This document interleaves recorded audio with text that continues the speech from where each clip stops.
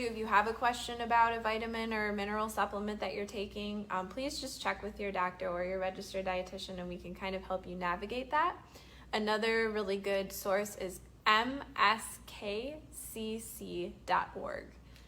mskcc.org. It stands for Memorial Sloan Kettering, and you can look at vitamin or herbal supplement drug interactions with your chemotherapy.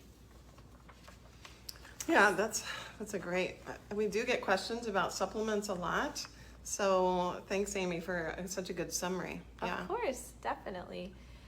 Another really common question we get is about organic food, specifically organic fruits and vegetables. So should we only be eating organic, Mary? Yeah, it's, the research is kind of inconclusive as far as nutrition goes. Some of the organic foods may have a few more pesticide residues, so that's kind of a longer term view of organic or not. The organic question in general is about pesticide residues and whether or not long term we should have fruits and vegetables that have them. So if you can fit them in, the organic foods, and they fit into your budget, they might be a better choice. As far as the actual nutrition amount, there may be less pesticide residues in the organic foods, but the non-organic foods do still provide a lot of good nutrition. And if that's the only way you're going to be getting fruits and vegetables because of the budget question, then we recommend taking those fruits and vegetables. So that's just something to kind of keep in mind. Some of the organic produce may be higher in antioxidants, so that's a good idea. And then, you just kind of have to look at your overall budget. We know that we're not getting enough fruits and vegetables in the diet. And for an 1,800 calorie diet, for example, you need 3 servings of fruit and 5 servings of vegetables. So making sure that we're fitting those in, that's a lot of fruits and vegetables, isn't it? Definitely. So it's better to increase those fruits and vegetables, get those micronutrients, and if you can do organic, then that's great. Yeah. So another question we get is, what about plant-based alternatives? Are those really healthier? Amy, what do you think?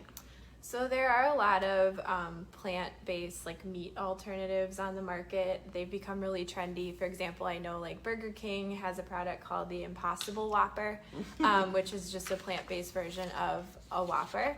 Another product that is on the market right now is called the Beyond Burger. This is the label, and we did actually cook a couple of those today. So you can see kind of how they look. They look somewhat similar to a regular burger. I would say the consistency and the smell is a little bit different than a regular burger, but they're made out of pea protein. So in that sense, you are getting some fiber and a vegetable, but a lot of those products do tend to be higher in salt or sodium than a regular burger, and also sometimes have even the same amount of saturated fat as a regular burger. So saturated fat is something we're trying to decrease overall in our diet for our heart health. And a lot of these burger alternatives use like coconut oil or palm oil. So that's what's driving up that saturated fat. So if you are looking for like plant-based alternatives to meat, we encourage you to try and eat more like whole foods rather than a lot of these more highly processed products. So whole foods would be like dried beans or low sodium canned beans, tofu, which we have a tofu recipe later, nuts and seeds. One of our recipes today too uses sun butter, which is basically a peanut butter equivalent, but it's made out of sunflower seeds, low, and it's pretty natural. It's just ground up sunflower seeds. So the less added ingredients, the better, I would say. Yeah. The sun butter is a really good alternative, especially for peanut allergies. Yeah. If you have allergies or you're just looking for a different taste or you're not really a fan of peanut butter, it tastes a little bit different. So just another alternative. And then while we're on the topic of protein foods, Mary, seafood is really healthy. We hear a lot about seafood, but there are some concerns about it too. So what are some safe or healthy seafood options to include? We do get a lot of questions about seafood, and seafood is easy to tolerate during treatment, so that's kind of a nice thing about it. It does have a lot of good nutrition, and the American Cancer Society does recommend to have seafood. We're kind of looking at environmental versus nutrition concerns, but in general, seafood has healthy fats, those good omega-3s. It also has the B vitamins, selenium. It's a healthy source of protein and also some vitamin D, so it's got a lot of good nutrition. So what kinds are the best kinds? So we know that from a heart health perspective that salmon is a good choice because it's got those good omega-3s. And so that's something to keep in mind, that we want to get those healthy fats in there to help with our heart health. And then what should we do? Should we do farm raised or wild? And the wild is probably a little bit more expensive, so that could be a budget concern. But the U.S. dietary guidelines say that the omega-3 content of both of those is equal. So it's a good idea to get it. It's kind of a budget question, but both of those might be good. Now, the farm raised may have some feed that there's been a question in the news about that, if the feed is going to be a contamination or not. And so what we want to say is that both of them are still going to have those good omega-3s, and there's some new regulations that might change how the food for those farm-raised salmon are regulated, so that might make a difference too. As far as the environment goes, as far as the greenhouse gases, the bottom feeder fish like lobster and catfish, those are going to have take more energy to fish because those are on the bottom of the body of water. If we're getting those smaller fish at the top of the surface, like cod, those are going to be easier to farm, and so they're not going to take as much energy. So overall, the American Cancer Society says that we should have 3.5 ounces of fish twice a week. So however we can fit those in the budget, whatever your choices are, it's good to fit it in. Get those good omega-3s. Definitely. So how about, when we're talking about protein, Amy, a lot of questions we get are, how much protein do I have in a day? And how much is required, and how much do I need? Yeah, that's a great question.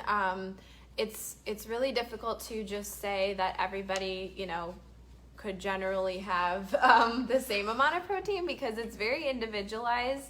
I would say like the average person, a good range is between like 50 to 70 grams a day of protein.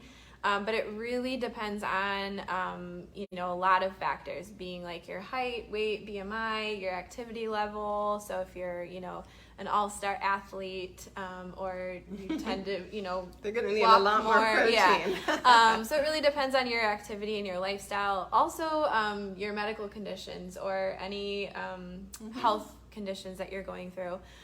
During cancer treatment, we typically do recommend increasing your protein from a little bit over your baseline needs. So at each meal and snack, we recommend trying to sneak in some type of protein. So it helps you, if you're kind of thinking every snack and meal you're having, I should be including a protein food, that helps you, increase it from your baseline a little bit. Yeah, and maintain weight, right? Yeah. Because we've seen better treatment outcomes with maintaining weight and... Yeah, and definitely we want to keep up your muscle mass during treatment, so protein foods can help you, feel stronger, stay stronger. We have lots of important muscles in our body that we need to keep functioning well. And also just, knowing basically what are protein foods. So anything that comes from our animals, so eggs, meat, whether it's red meat, chicken, turkey, or fish, and then lots of wonderful plant-based sources as well that we've kind of covered already. So soy, being tofu, beans, nuts and seeds, nut butters. You can also get it from dairy foods like cottage cheese or yogurt. and even some dairy alternative foods if you have lactose intolerance. So they do make some yogurts out of like nuts, like cashew yogurt or almond yogurt has a little bit, or Lactaid milk as well. It's lactose-free milk, but it has the same amount of protein. Yeah, I love telling people about Greek yogurt. A lot of times they don't realize that that almost has double the amount of protein, from 8 grams to a cow's milk yogurt and 8 ounces to 12 to 15 grams, which is great in one serving. Definitely, yeah. So the Greek yogurt's a little higher. You can also get protein through like protein drinks like Ensure or Boost or different brands to kind of supplement if you're not able to eat a lot of, of those other foods. But it's nice to have that as an alternative. Yeah, definitely. So we do have another question about a hydration topic. So yeah. we're going to ask about some, or you know what, hydration, we'll talk about that a little bit later. I did have one more question about protein while we're on that topic. Okay, good idea. I didn't want to forget to add it in. Another source of protein are protein bars. So what are some, healthy, there's so many out there on the market. What's a healthy protein bar option? Yeah, and I like that you said that Ensure or the Nestle products like Boost or even Orgain, any of those can be an alternative, but we do usually recommend food first. And if you're wondering how much protein, you can always talk with your dietitian at the Cancer Center, one of us, or you can reach out to Living Well for nutrition questions, and they will get the questions to one of us, so we can help you no matter who's out there listening. And we see some names flashing, so it's nice to have you. So yeah, as far as protein bars, a lot of times we look at like a granola bar and think that it has a lot of protein. So 1 to 2 grams is not really a big protein source. When you're looking at, like you said, Amy, 50 to 70 grams of protein a day, that means that your meals, you're kind of shooting for 15 to 20 grams, and 1 or 2 is not going to be a lot. So it can add in, but we just want to know, am I getting enough protein? So I usually recommend about 5 to 10 grams of protein in a granola bar if you're using that as a high protein snack. You could have a granola bar with a Greek yogurt. That would be fine, and then you would be getting your protein too. So the other thing to look at is how much added sugar is in a protein bar. So as a country, we're getting about 13% of added sugar in our diets every day. The recommendation is 6%. So we want to see if we can sneak that back a little bit, so we're having a little bit less added sugar. So the U.S. Dietary Guideline recommendation is less than 6 grams of added sugar per serving. So that's kind of a good rule of thumb, to kind of look at the label and see how much added sugar. There's a sugar or a carbohydrate category, and then there's added sugar. So that's the one where you want to stay under 6 grams.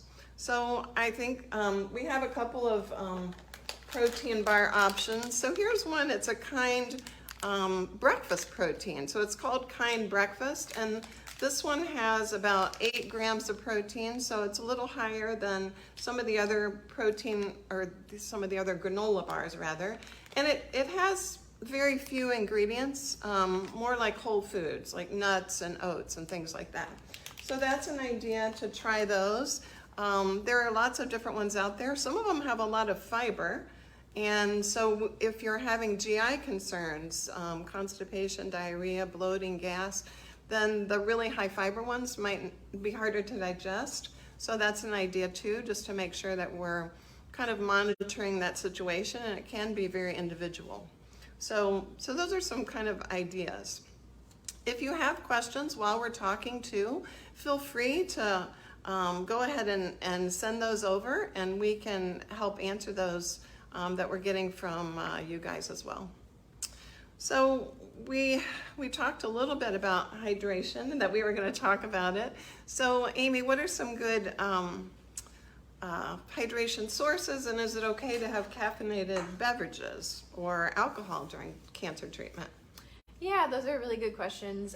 When it comes to caffeine or alcohol, I always encourage people to talk to their doctor about that, because sometimes caffeine and alcohol can interact poorly with medications that you might be on. They also might worsen some symptoms of treatment, so like dry mouth, anxiety or poor sleep. If you're already having those issues, caffeine can kind of worsen that, or like nausea or diarrhea or things like that, they can sometimes worsen those symptoms. So I just say, definitely check with your physician.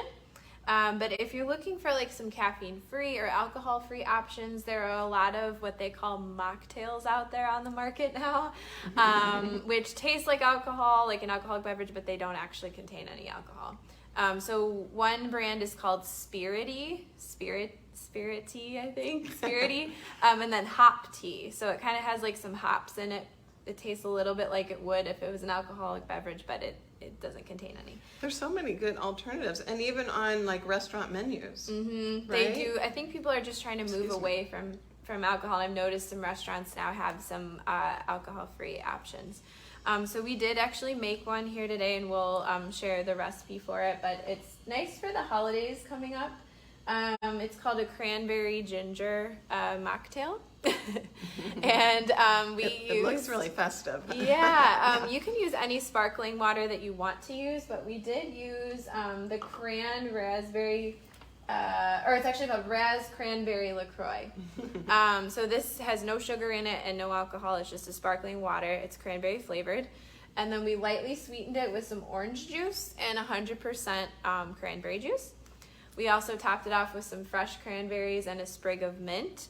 And you can put some crushed fresh ginger in there for a little kick, or a little splash of regular ginger ale. But it's a fun thing to have around the holidays. You feel festive and don't have any of those effects from the alcohol. So. I like that you use mint. Yeah. Mint is very refreshing, and mint and ginger can also help with nausea too. So that's just double benefit right there. Yeah. I like those ideas because they, they're kind of festive, but sometimes if your stomach's just a little off, it might kind of help calm it down so that you're in a good place. So yeah, I love that. I love how they look too with the little sprig. They look very holiday. Yeah, definitely. What other hydration options do we have during treatment? Yeah, I think you mentioned the flavored waters, which is great. There's another one called Hint, and that's just, it's got some natural flavoring and water, so no calories or anything, and it just, you don't have to worry about artificial sweeteners. It's just got some flavor. So that's kind of nice. There are a lot of flavored waters out there, and some of them have the artificial sweeteners. Sometimes certain artificial sweeteners could cause bloating or gas. Some that have stevia or monk fruit is another one. Those are some sweetener alternatives that may not provide those side effects. So you might want to just kind of check on those and see if those are tolerated a little bit better. There's several different brands. We talked about LaCroix and Hint, but there's also Bubbly, Polar, and many others. So if we're monitoring weight, we have some patients that are losing weight, and we have some that are trying to not gain weight. So the artificial sweeteners or the stevia, the sweetener alternative, or just having the flavored waters are good if you're gaining too much weight, and also just avoiding sugar in general. If you need some more calories, then there could be some other alternatives. I think a lot of times people don't realize coffee and tea and soup count towards your hydration. So that's a good idea, just to keep that in mind, and things that melt. So occasional ice cream or Jell-O, those are other ways to stay hydrated, which is important. Even broth can help if you're not super hungry and you want to get some hydration. The sodium can help you hold on to that water too. So the other thing is fruits. So having juicier fruits like either canned peaches, canned pears, or watermelon during watermelon season. Those have a lot of juice in them already, so that can help if you're having trouble drinking water or drinking fluids, or have taste changes where you're not able to hydrate as well. So those are some good alternatives. What about tea? Is tea safe to drink? Tea is a nice option that's caffeine free generally if you're not doing like a black tea. Some breakfast teas have a little caffeine, but most regular, commonly consumed teas like mint, ginger, chamomile, green tea, all of those teas are safe to have during treatment. There is one type of treatment called Velcade that some people take that they don't recommend having green tea with. So if you have any specific questions about your treatment and whether certain teas are safe, again, I would encourage you to talk to your dietitian or check that mskcc.org, and they have a lot of teas and things on there, and it will say herb-drug interactions. But like I said, most common teas are safe. We just don't want you ordering big bags of teas that aren't labeled from overseas or something from the internet where we really don't know what's in those mixes. Sometimes they'll put different herbs in there that aren't labeled or for purity concerns, so we wouldn't really know if they would have a poor interaction. So we just say, going to the store, buying regular boxed teas that have the label on there, and we're able to check those out. And some of them aren't regulated by the Food and Drug Administration, right? Yeah. So that's kind of the same reason why we say like avoiding a lot of herbal pill supplements during treatment too, because nobody's really monitoring if those are regulated. So what they say is in there might not actually be what's in there. So just while you're on the treatment, we say be cautious. Okay. Yeah, there's one tea here. Yeah, this is an interesting one? flavor, mandarin ginger, and it's pretty clearly labeled what's in here. You can buy this just at any grocery store. So, yeah. All right. So another question I think we could kind of finish up with just briefly is about juicing while we're on the topic of hydration. Yeah, it's a good idea. And the juicing we really don't recommend to have as your sole form of nutrition. Usually it's fruits and vegetables where there's not a lot of protein, but also if you're doing some type of cleanse, it may not be healthy for you and you may actually be losing nutrition. So if you're blending them up, it's a good idea to, if you can't tolerate the regular fruits and vegetables, then it might be a good idea in small quantities. So that's just something to keep in mind. And then we did want to show you too a recipe that we did talk about earlier. So it's kind of a tofu recipe with broccoli. Thanks, Amy. So you can kind of see here that we did some brown rice under there and then some broccoli. And it has like a tamari, which is kind of soy sauce, stir fry with broccoli, tofu, and then we use the sun butter. So I love this recipe. It's one of our family favorites, and it's really tasty. So we thought we'd try it with a sun butter alternative, and so that's really yummy.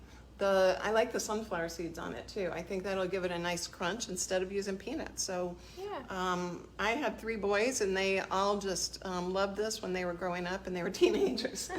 So it's kind of a good fall recipe. The recipes are going to be on the Living Well website.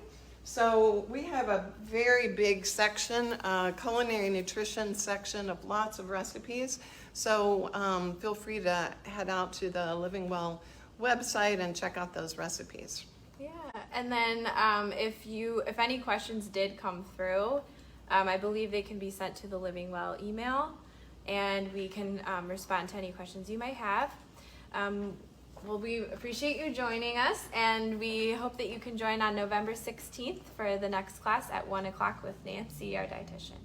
Yeah, thanks so much. Have a great day. Thank you. If you have a question